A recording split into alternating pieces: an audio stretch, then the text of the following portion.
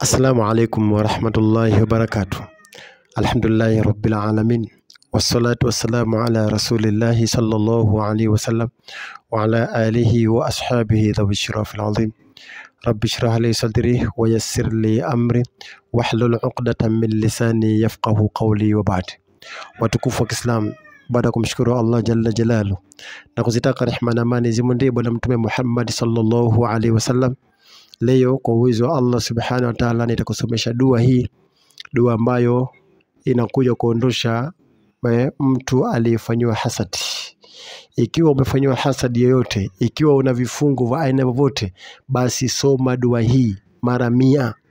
Kwa uwezo wa Allah subhanahu wa ta'ala, vifungo vyako vyote, hasadi zako zote zitaondoka katika mwili wako na mwili wako utakuwa msafi. Soma dua hii mara 100 kila siku baada alfajiri. Ukimaliza kuswali swala alfajiri tu pale kaa kitako mwenyewe na udhu wako, soma dua hii mara 100.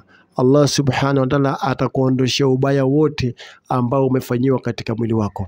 Hasadi yoyote Allah ataondosha ambao umefanyiwa katika mwili wako. Sihiri yote Allah atakuondoshia ambayo umefanyiwa katika mwili wako. Kwa hiyo nakuomba ukipata dua hii basi mpende mwenzako na yeye awe ni mwenye kuisoma kila siku baada alfajiri mara 100.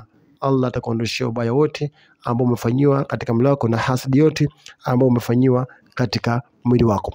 Dua inasemaje? Dua inasema hivi: Allahumma srif anna su'a bima shi'ta wa kayfa shi'ta innaka ala ma tasha'u qadir. Ya ni'mal mawla wa ya ni'man nasir. Ghufranaka rabbana wa ilaykal masir. Wala hawla wala quwwata illa billahil aliyyil azim. Narudia tena. Allahumma sirf anna su'a bima shi'ta wa kayfa shi'ta innaka ala ma tasha'u qadir. Ya ni'mal mawla wa ya ni'man nasir. Ghufranaka rabbana wa ilaykal masir. Wala hawla wala quwwata illa billahil aliyyil azim. Narudia tena. Allahumma sirf anna su'a bima shi'ta wa kayfa shi'ta innaka ala ma tasha'u qadir. Ya ni'mal mawla wa ya ni'man nasir. Ghufranaka rabbana wa ilaykal masir. Wala hawla wala quwwata illa billahil aliyyil azim.